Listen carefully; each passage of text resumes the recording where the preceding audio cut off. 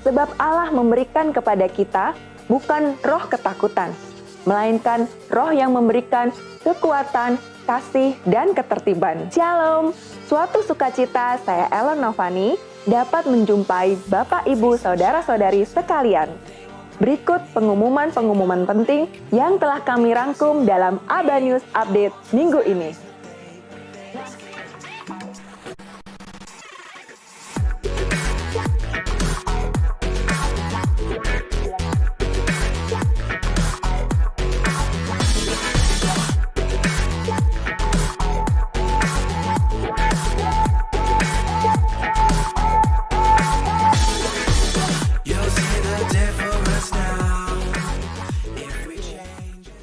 Nah, jangan lupa untuk anak-anak Breaker untuk beribadah bersama-sama setiap hari Sabtu pukul 5 sore untuk open gate-nya bertempat di ABA Love Ministry lantai 3.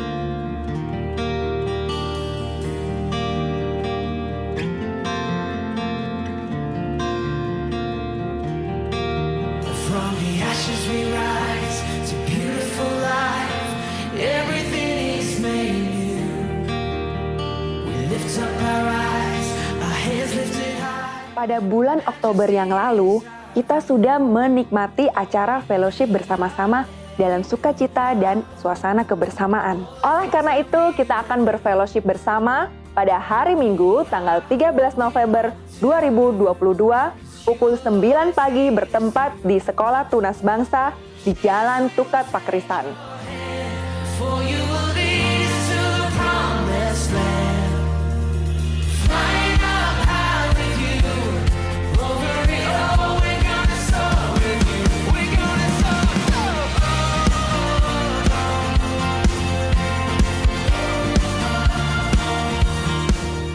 Untuk ibadah fellowship kali ini, anak sekolah Minggu Kega akan bersama-sama bergabung di Sekolah Tunas Bangsa Jalan Tukat Pakrisan pukul 9 pagi.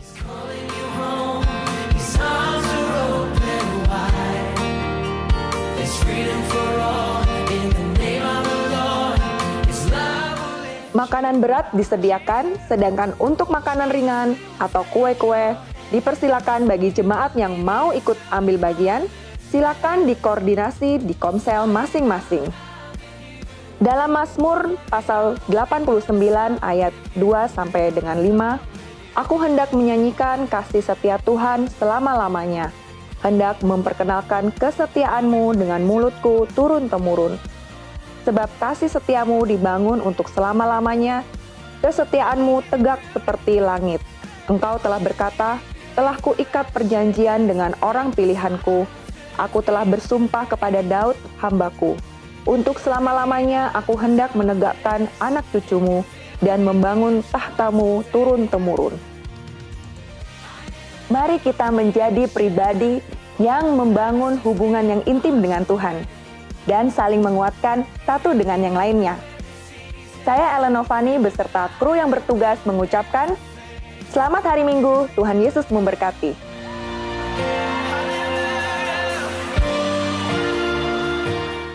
Shalom jemaat Bali yang dikasih Tuhan.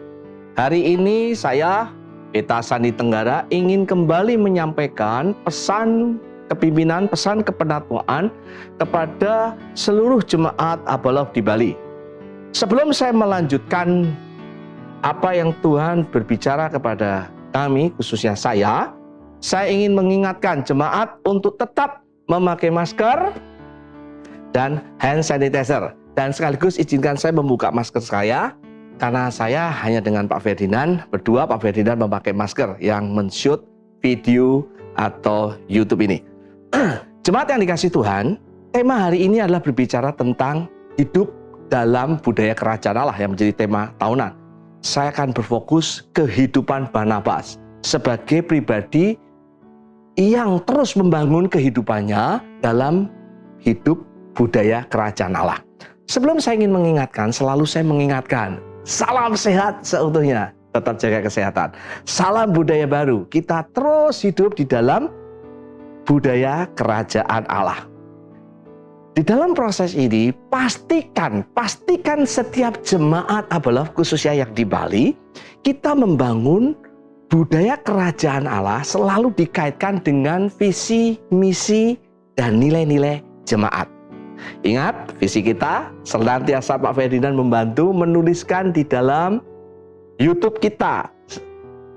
Apa? Yaitu menjadi murid Kristus melalui komunitas sejati yang memancarkan gerakan kasih Bapa surgawi yang menghadirkan atau mendatangkan kerajaan Allah dalam setiap bidang kehidupannya. Di dalam proses itu kita juga mempunyai nilai. Nilainya apa? Nilainya adalah kita adalah hamba dalam kasih Kristus. Jangan lupa, Bapak Ibu, kalau kita merangkum proses visi misi dan nilai kita ada 4 kata penting. Kerajaan Allah, murid, komunitas, dan menghadirkan kerajaan Allah dalam arti memancarkan gerakan kasih Bapa. Saya mengingatkan setiap kita, pastikan kita punya tujuan yang sama, kita punya nilai atau budaya yang sama. Saya selalu mengilustrasikan kalau saya mau pergi dari sini Denpasar menuju ke Gianyar, memastikan kita melalui proses yang sama. Pakai jalan darat gitu, melalui Tabanan, ada juga yang bisa melingkar Pak Ferdinand ke Singaraja boleh, tapi kita mau melalui Tabanan langsung ke daerah atau kota yang kita tuju, katakan itu di negara atau di Gilimanuk. Bapak Ibu Saudara sekalian, hari ini saya juga ingin menegaskan sekali, ketika kita membangun budaya kerajaan Allah, saya ingin mengingatkan jemaat kembali tentang kata budaya. Budaya adalah sesuatu cara hidup yang diwariskan kepada generasi ke generasi dan terus berkembang.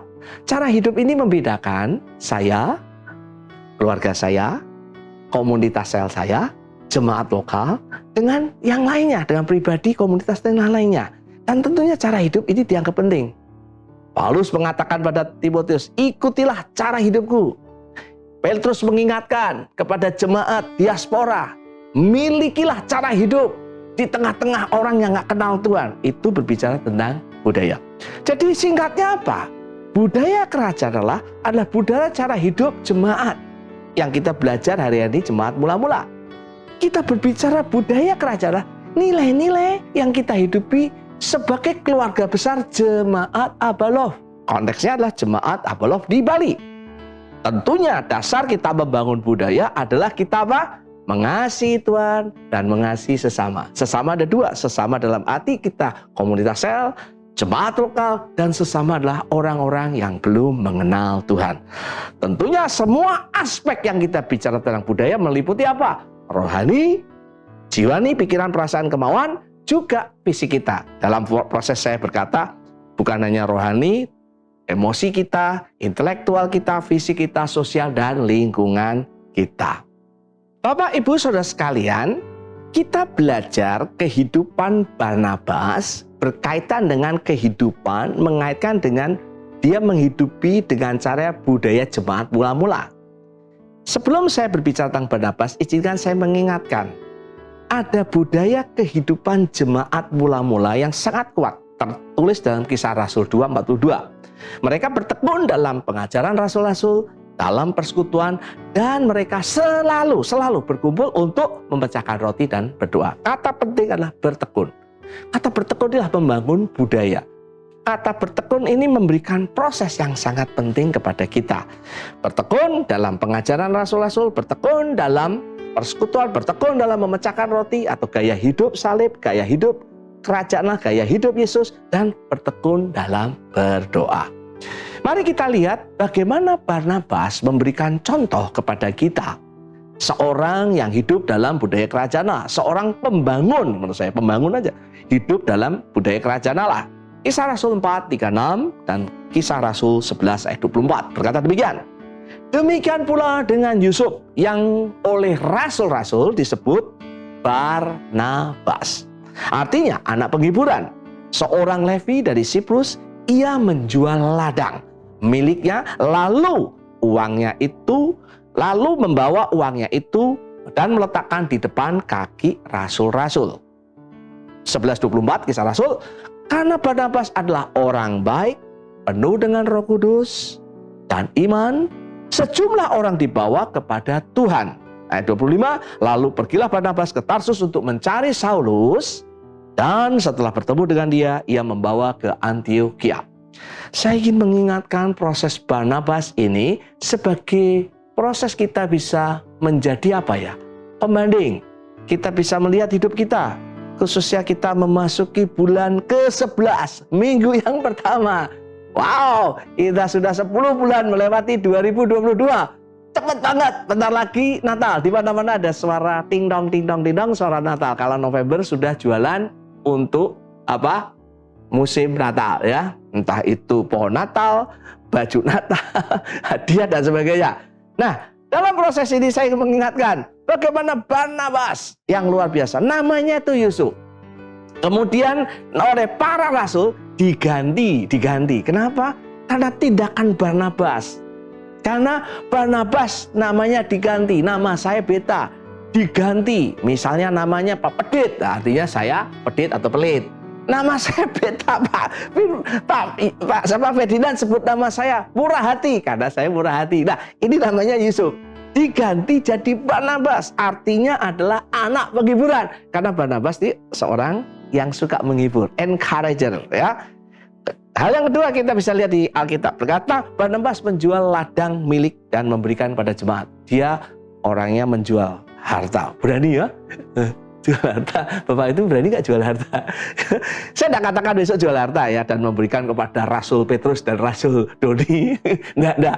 Ide saya gini, dia ini luar biasa. Di tengah-tengah jemaat mengalami tantangan, karena satu saat jemaat akan mengalami aniaya, ada suara kenabian berkata mereka menyiapkan. Dan kedua, waktu itu jemaat dalam kondisi kekurangan. Mereka dalam kondisi tertindas, mereka dalam kondisi tidak mudah. Mereka harus berbagi. Dan Barnabas atau Yusuf melakukan proses ini. Nah, kita bisa lihat di dalam Alkitab, dia ini adalah orang yang menjual harta sebagai apa? Bukan dipaksa. Ekspresi dia untuk mengasihi jemaat. Ekspresi dia untuk hidup dalam persekutuan. Membangun persekutuan. Kalau kita bisa melihat lagi, kita bisa mengatakan Barnabas adalah pribadi yang membangun nilai-nilai kerajaan Allah. Dia hidup dalam budaya kerajaan Allah. Jemaat bola yang dikasih Tuhan, saya akan memperlihatkan dengan beberapa proses di catatan Alkitab tentang Barnabas. Kenapa saya sebut dia seorang yang hidup dalam budaya kerajaan Allah, yang membangun hidup dalam budaya kerajaan Allah. Kita bisa lihat, Barnabas adalah pribadi yang percaya dan menerima Paulus sebagai orang percaya, orang yang bertobat. Kenapa pada waktu Paulus itu bertobat, kan dia dulu penganiaya jemaat, namanya dulu Saulus ya, bunuh orang, menangkap orang-orang percaya di rumah-rumah ibadah, mereka menangkap, bahkan dia pergi ke Damsyik, ingin menganiaya, nggak taunya di situ bertobat, ketemu dengan Tuhan Yesus. Pada waktu Paulus bertobat, membuat situasinya chaos. Chaos artinya apa? Yang menyuruh Paulus ingin membunuh Paulus, tapi orang percaya juga meragukan. Ada status quo yang tidak nyaman. Paulus dimusuhi orang yang dulu temannya, tapi bagi orang yang dianiaya jemaat, orang percaya, dia ragu-ragu. Paulus benar-benar bertobat teman enggak? Karena hari ini banyak orang bertobatnya pura-pura. Itu zaman sekarang kayak gitu, zaman dulu ya kayak begitu juga, orang takut. Nah, orang meragukan Paulus. Akhirnya Paulus tertolak di lingkungannya dan tertolak lingkungan yang harusnya menerima dia, yaitu orang percaya. Ini menarik sekali. Tapi menarik, Barnabas memutuskan untuk menerima Paulus. Luar biasa ya. Dan bukan hanya itu saja, Barnabas juga yang membawa Paulus ketemu dengan orang-orang percaya. Alkitab mengatakan demikian. Yang berikutnya, ketika Barnabas akan diutus ke Antiokhia dan Paulus ada di Tarsus, saya kira, kemudian dia tahu Paulus sedang mengalami situasi yang tidak mudah ya, karena dia harus harus menunjukkan bahwa dia ini bertobat. Yang menarik saya lihat di Alkitab dikatakan Barnabas dia mendatangi Paulus, Saulus waktu itu, untuk diajak pergi ke Antiokhia, untuk diajak pelayanan. Dan bukan hanya pelayanan, kalau saudara melihat, Barnabas mengajak Paulus untuk berkomunitas dengan dia, membangun persekutuan, membangun kehidupan persekutuan, membangun kehidupan Paulus bersama-sama untuk mengikuti ajaran rasul-rasul. Ini penting sekali. Ya, luar biasa, diajak ke Antiokhia. Dan kita tahu disitulah munculnya jemaat Antiokhia. Pertama kali disebut kata Kristen dari Antiokhia. Dari Antiokhia pertama kali muncullah sebuah pelayanan cross culture ministry, pelayanan lintas budaya, penginjilan lintas budaya, misi lintas budaya. Mereka membangun jemaat yang luar biasa di Antiokhia. Dan bukan hanya mereka ini terus berteman terus, ya. Ternyata kalau kita lihat, Barnabas dan Paulus ternyata pernah konflik. Konflik besar. Gara-gara Paulus tidak mau mengajak Markus. Karena waktu pelayanan bersama-sama, Markus meninggalkan Barnabas dan Paulus. Barnabas berkata, Lus, jangan Lus. Markus masih muda. Mari kita, kasih kesempatan. Paulus kan modelnya model rasul ya. Modelnya kan model kolerik. Tegas, tidak bisa, tidak layak. Akhirnya Barnabas yang encourager, selalu menghibur, pecahlah pelayanan ini. Dalam arti pecah. Apakah pecah terus-menerus? Kalau kita teliti membaca Alkitab, mereka tidak konflik karena uang, mereka tidak konflik karena reputasi nama, mereka tidak konflik karena kekuasaan, yang hari ini terjadi perpecahan banyak demikian. Mereka tidak konflik karena masalah-masalah yang non-karakter. Dia sebut Markus ini tidak setia. Kalau saudara lihat sejarahnya, Markus ini orang kaya, rumahnya gede banget. Ya, dia kemenakan dari Barnabas juga, dan makanya dia bisa jual harta juga begini Pak Presiden ya. Dan Markus ini muridnya Petrus secara sejarah. Saudara, perpecahan ini luar biasa. Akhirnya Barnabas pergi dengan Markus, Paulus pergi dengan Silas. Tapi apakah mereka tetap konflik perpecahan? Ternyata sejarah mencatat tidak. Kalau sudah membaca di Kolose 4 ayat 10, aku ingin Markus kemenakan Barnabas, ya. Dan 2 Timotius 4, menurut 2 Timotius 4 adalah penulisan Alkitab yang terakhir. Paulus berkata, aku membutuhkan pelayanan Markus. Artinya apa? Di dalam konflik itu, ternyata Paulus mengakui bahwa Barnabas mengajak Markus, menolong Markus untuk kembali bertumbuh adalah proses yang menolong, akhirnya Markus menolong Paulus. Ini proses penting. Mereka ada konflik, mereka ada situasi, bukan karena konflik yang lain kecuali karakter. Proses karakter yang mereka uji. Tapi di dalam proses itu, mereka tetap bersama-sama. Saya percaya, Barnabas memberikan proses yang menarik di dalam membangun budaya kerajaan Allah. Dalam membangun budaya kerajaan Allah bisa terjadi konflik, masalah, ya, salah pengertian di dalam komunitas sel, di dalam pemuritan, bisa terjadi. Yang menarik adalah masalahnya apa? Isunya. Di sini isunya adalah bukan isu kekuasaan, bukan isu uang, bukan isu yang lain-lain, tapi isu bagaimana mereka ingin mengajak seseorang apakah dia layak di dalam karakter, di dalam pelayanan. Jadi isunya isu yang sangat rohani menurut saya. Dan saya percaya Barnabas memberikan inspirasi kepada setiap kita. Kita akan belajar sebentar lagi apa yang menjadi kriteria kehidupan Barnabas. Mari kita lihat kualitas kehidupan Barnabas. Kenapa dia bisa menjadi orang atau pribadi yang hidup dalam budaya kerajaan Allah. Bukan hanya itu aja, menurut saya dia pembangun hidup dalam kerajaan Allah. Dia membangun Paulus untuk menjadi hidup dalam kerajaan Allah. Kita bisa lihat dari ayat Kisah Rasul 11 ayat 24. Ada 4 hal yang membuat Barnabas begitu luar biasa menurut saya. Dan kita bisa belajar. Saya berharap ketika kita mendengarkan firman ini melalui YouTube, kita bisa belajar mengevaluasi diri kita. Saya, komunitas saya, keluarga, atau komsel saya, atau jemaat lokal bisa digunakan proses ini. Yang pertama, Barnabas dikenal baik. Mempunyai reputasi yang baik. Di mana? Di dalam komunitas dia, di dalam persekutuan dia, di dalam jemaat, dan menurut saya di dalam masyarakat. Berbicara hal ini, berbicara tentang buah pertobatan dia. Bagaimana Barnabas dikenal baik oleh komunitas dan masyarakat. Namanya baik. namanya bukan busuk. Ya, kalau orang menyebut Pak Ferdinand, waduh, jangan ketemu dia dah. Kenapa? Habis kalau ketemu dia ngutang terus. Habis kalau ketemu dia mesti gosip. Wah, itu tidak baik. Bapak Ibu, saudara sekalian, namamu baik atau enggak?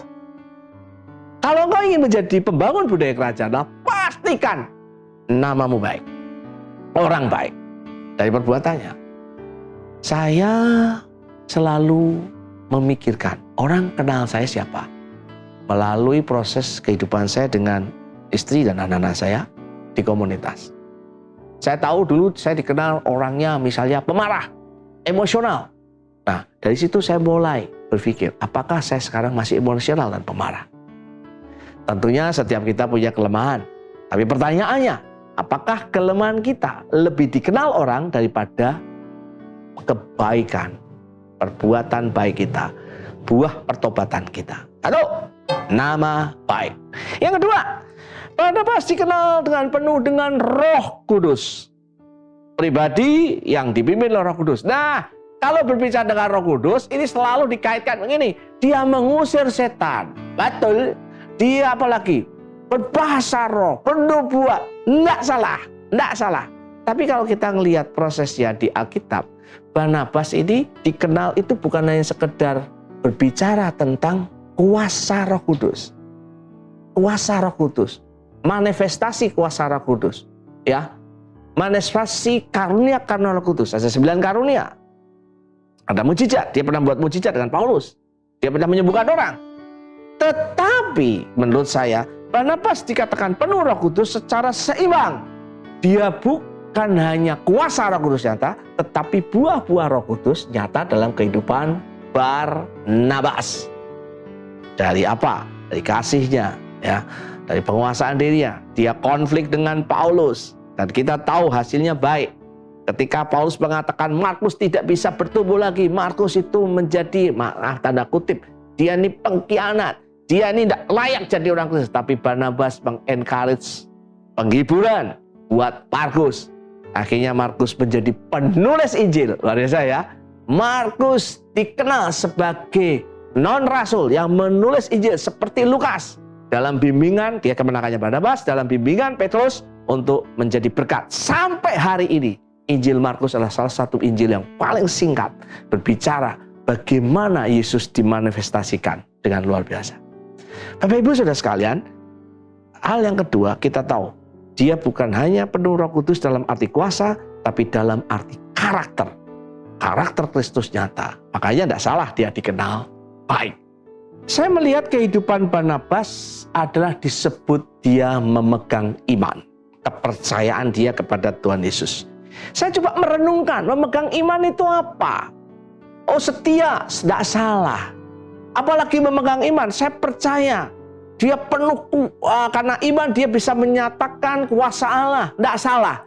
Tapi izinkan saya mengingatkan, Barnabas itu tinggal di Antiokhia.